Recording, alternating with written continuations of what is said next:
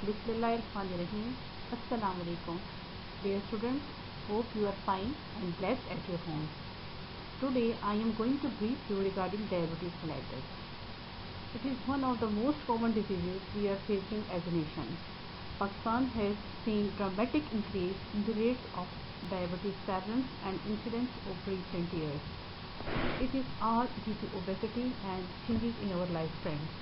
Pakistan is among top 10 countries in the world for diabetes rise, and about 15 million patients will be projected in 2025. What is diabetes? Diabetes mellitus is a group of diseases characterized by high level of blood glucose. This high level of the blood glucose results from defects in insulin production, insulin action, or both. The term diabetes mellitus describes a metabolic disorder of multiple etiology characterized by chronic hyperglycemia with disturbances of carbohydrate, fat and protein metabolism resulting from defects in insulin secretion, insulin action, or both. Due to this hyperglycemia, lot of complications occur and long-term damage occurs to the tissues, and this results in failure of various organs. This is a diagrammatic representation of hyperglycemia. In the blood vessels, there are decreased and few numbers of the glucose molecules, and while diabetes results in excessive blood glucose deposition and accumulation in the blood vessels, and this hyperglycemia which persists in the blood and plasma result different symptoms like frequent urination, increased thirst and increased hunger.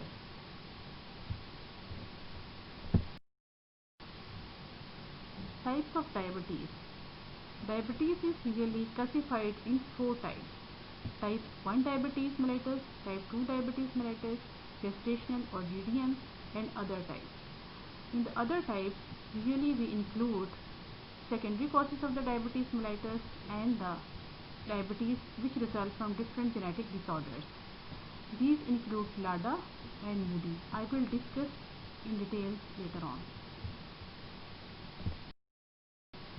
This is the diagrammatic representation of the types of the diabetes mellitus, mainly divided into 4 types. Type 1, insulin dependent, also known as the juvenile diabetes mellitus, because usually it occurs at the younger age group, and it is usually due to complete absence and deficiency of the insulin.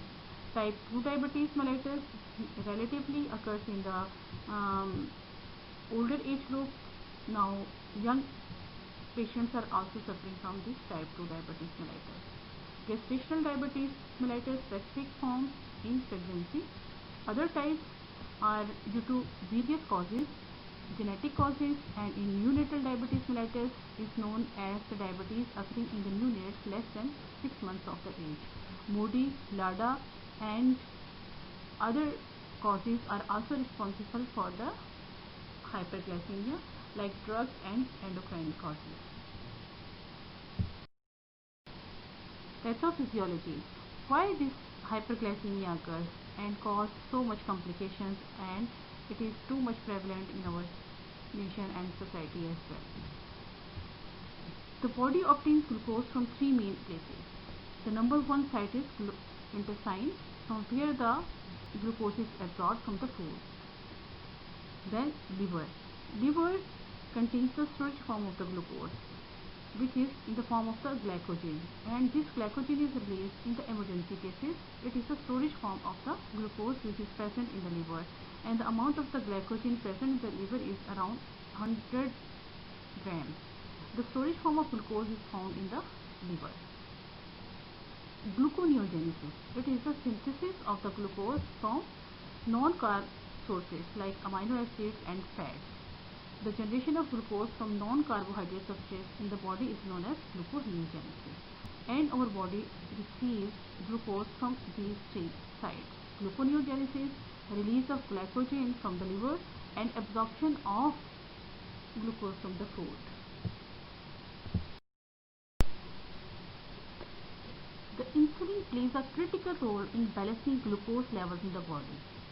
These are three important and cardinal roles of insulin for control of glucose metabolism. It can inhibit the breakdown of glycogen or process of gluconeogenesis and decreasing the level of glucose in the body. It can also stimulate the transport of glucose in the fat and muscle cells. There is increased uptake of glucose by the body cells, resulting in decrease in hyperglycemia. Insulin can stimulate the storage of glucose in the form of glycogen and decreasing the level of sugars in our blood.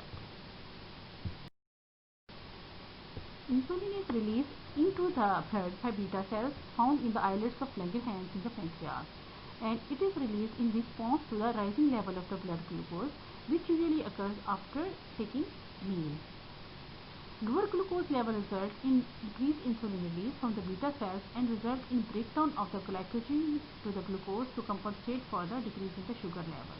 Insulin and glucagon are antagonists to each other. This process is mainly controlled by the hormone glucagon, which is released by the alpha cells in the islets of Langerhans, and it acts in opposite manner to the insulin. The amount of insulin available is insufficient, or if the cell responds poorly to the effects of insulin and insulin resistance is present, or if the insulin itself is defective, it results in glucose accumulation in the blood and hyperglycemia, because the glucose will not be absorbed properly by the body cells. And with all these three defects of insulin, the glucose will not be taken by the body cells and it will remain in the blood, causing hyperglycemia. The net effect is persistently high levels of blood glucose, and it results in poor protein synthesis and release of amino acid from the protein breakdown, gluconeogenesis, and also result in breakdown of fat storage and release of fatty acids, and all these cascades result in acidosis. When the glucose concentration in the blood remains high over time, the kidney will reach a threshold of reabsorption and glycosuria occurs. This increases the osmotic pressure of the urine due to this high sugar levels in the urine. It results in polyuria and dehydration because of increased fluid loss. Lost blood volume will be replaced osmotically from the water held in the body cells and other body compartments, and it will result in dehydration and polydipsia. The pathophysiology of different types of insulin is different, and underlying etiology is different in type 1 and type 2. Type 1 diabetes is partly inherited. Genetic role is there in the development of type 1 diabetes, with multiple genes including certain HLA genotypes known to influence the risk of diabetes. In genetically susceptible people, the onset of diabetes can be triggered by one or more environmental factors such as viral infections or diet. Among dietary factors, gluten may lead to type 1 diabetes, but the mechanism is not fully understood. On the other hand, the pathophysiology of type 2 is different from type 1. In type 2, it is usually due to insulin resistance and decreased sensitivity, and sometimes due to the defects in insulin receptors. The type 2 diabetes is characterized by insulin resistance. The defective responsiveness of the body tissues to the insulin is believed to involve the insulin receptors. In the early stages of the type 2, the predominant abnormality is reduced insulin sensitivity. Insulin is spared, but the tissue response is not good to the insulin. It is primarily due to lifestyle factors, and genetics is involved in type 2 diabetes, while in type 1 it is partly involved. A number of lifestyle factors are known to be important for the development of type 2 diabetes, and the change in our lifestyle is responsible for the increased incidence and prevalence of diabetes in our society. Obesity is at the top, and lack of physical activity, poor diet combinations, poor eating styles which we are following as nation, stressors. Dietary factors also influence the risk of developing type 2 diabetes mellitus, such as sugar, increased intake of sweeteners and cola drinks, juices and dairy products, and also increased intake of fat in the diet. Saturated fats and trans fatty acids increases the risk, and polyunsaturated and monounsaturated fat decreases the risk. It is a very important table for comparison of type 1 and type 2 diabetes. In type 1, onset is sudden due to the absolute deficiency of insulin, while in type 2, the onset is gradual usually. Age at the onset is very important. In type 1, mostly it occurs at the younger age group in children, while in type 2, usually it starts around 35 to 40 years of age, but nowadays type 2 diabetes is prevalent in young adults as well. Body size in type 1, they are usually thin or normal body habitus, while in type 2, usually they are obese. Ketoacidosis, it is very common in type 1 and also present in type 2 but not as common as in type 1. Autoantibodies, in type 1 usually they are present different types of antibodies like insulin antibodies, GAD antibodies, but they are absolutely absent in type 2. Endogenous insulin levels, they are very low or absent in the type 1, while in case of type 2 they may be normal, decreased or increased. Genetics, 50% genetics partly involved in etiology of type 1, while 90% involvement in case of type 2 diabetes. Prevalence is 10% and type 2 diabetes is 90%. Then there are other special types of diabetes. These specific types of diabetes result from specific genetic conditions such as MUDI, known as maturity onset disease of young, surgery, pancreatic surgery or pancreatic anastomosis due to any cancer or other infection or underlying disease may result in diabetes. Drugs, malnutrition, infections and other illnesses can result in diabetes. I will discuss important of these in next slide, and these types result in 1 to 5% of diagnosed cases of diabetes. LADA, abbreviation for latent autoimmune diabetes in adults. It is a form of autoimmune type 1 diabetes, but it usually presents in later ages, in contrast to type 1 diabetes which manifests in early ages. It is diagnosed in individuals who are older than the usual age of onset of type 1 diabetes. Alternate terms that have been used for LADA include late onset autoimmune diabetes of adulthood or slow onset type 1 diabetes. Often, patients with LADA are mistakenly thought to have type 2 diabetes, and therefore it is very important to differentiate it from type 2, because the treatment of LADA is really insulin and not the drugs and oral hypoglycemics which are given to these patients, and they are at risk of developing complications.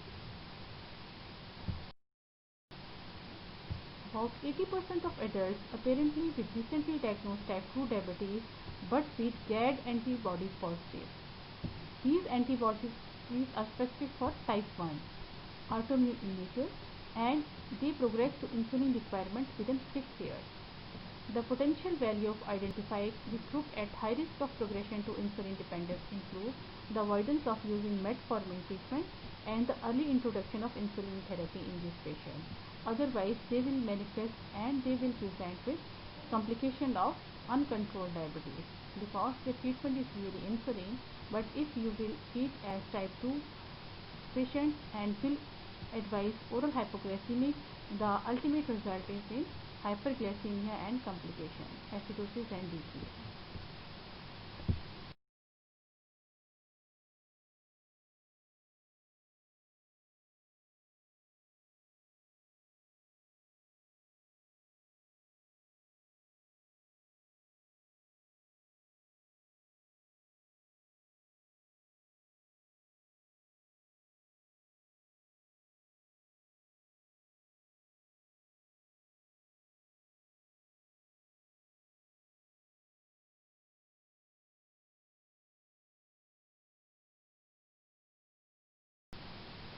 Again, very important feature suggestive of monogenic diabetes.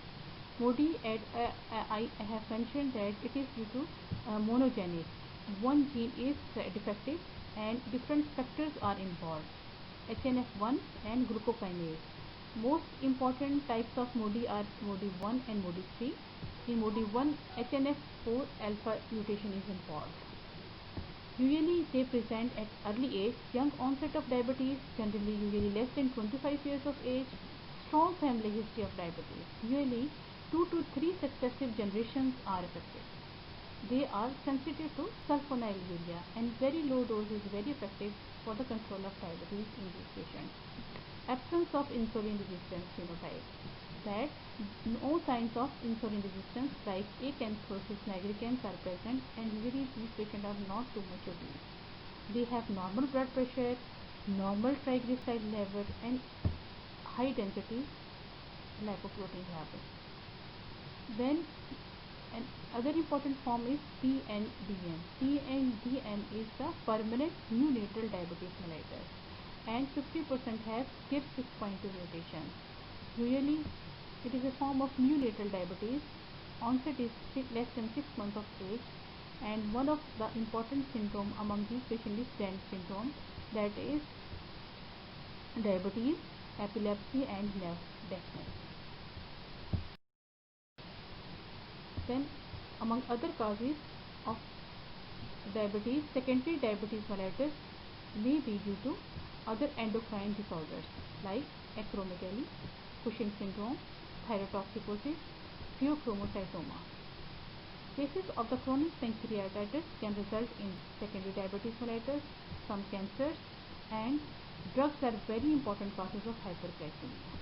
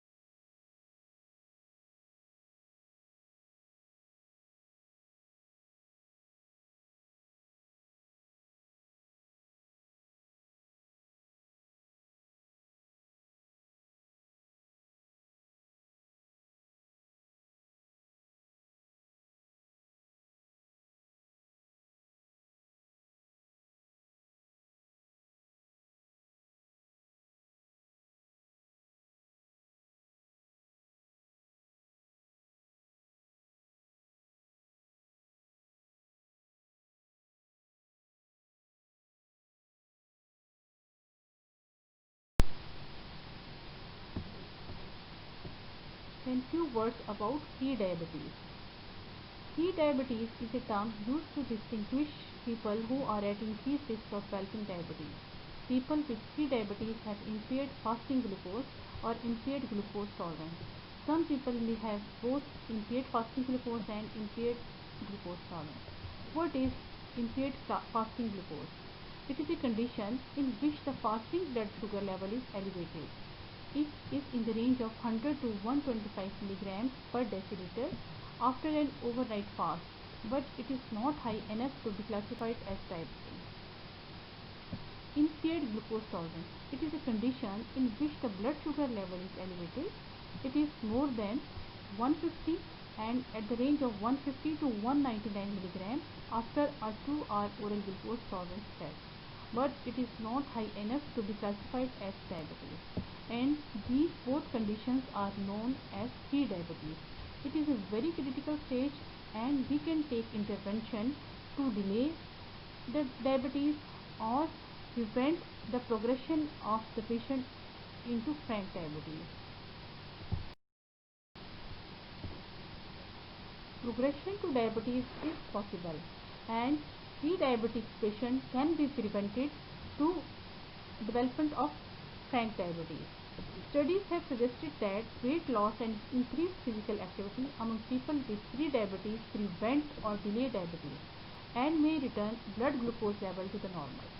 And it is very important and it should be our strategy for the prevention of diabetes to search and screen the patients and to treat them at this stage for the development of frank diabetes. People with pre-diabetes are already at increased risk of other adverse health outcomes such as heart disease and stroke.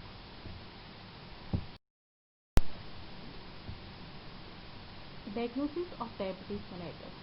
The laboratory criteria for the diagnosis of diabetes mellitus. There are different criteria for the diagnosis of diabetes. WHO criteria, American Diabetic Association, International Diabetes Federation, but the most easy and important for you is WHO. For the diagnosis of diabetes, we follow different criteria. But WHO diabetes diagnostic criteria is very common and easy for you to understand. First, you should know about normal glycemic levels. Fasting glucose level, it should be less than 110 milligram per deciliter or in millimoles less than 6.1. 2-hour glucose should be less than 140 milligram per dl or in millimole less than 7.8. If you are using HbA1c for the diagnosis of diabetes, its normal patient, it should be less than 6. But in diabetes mellitus, the fasting glucose level will be more than 126, equal or more than 126 milligram per deciliter or 7 millimole per liter. While 2-hour glucose concentration, it would be or equal to 200 milligram per deciliter or in millimoles 11.1 to label as diabetes. And the HbA1c, if it is equal or more than 6.5, then you will label the patient as diabetic. Dear students, in this lecture I brief you regarding the pathophysiology, types and few slides about diagnosis of the diabetes mellitus. In the next lecture we will discuss the complications and the management of diabetic patients, inshallah. Thank you so much. This slide also showing values for diagnosis of diabetes mellitus and other categories of hyperglycemia. The values for the diagnosis of diabetes mellitus are same as I mentioned in the previous slide, but it also includes two important categories. Impaired glucose tolerance. It is very important to target the patient and screen the patient at this level and take intervention. These are cases of pre-diabetes and they can be prevented for the development of frank diabetes by taking dietary measures and lifestyle modifications like exercise. And the level between 140 to less than 200 milligram is known as the impaired glucose tolerance. The level between 140 and less than 200 milligram. Impaired fasting glycemia. When the levels of the sugar are more than 100 but less than 110, they are known as impaired fasting glycemic patients. The level are more than 100 but less than 110 in the fasting stage. They are known as impaired fasting glycemic.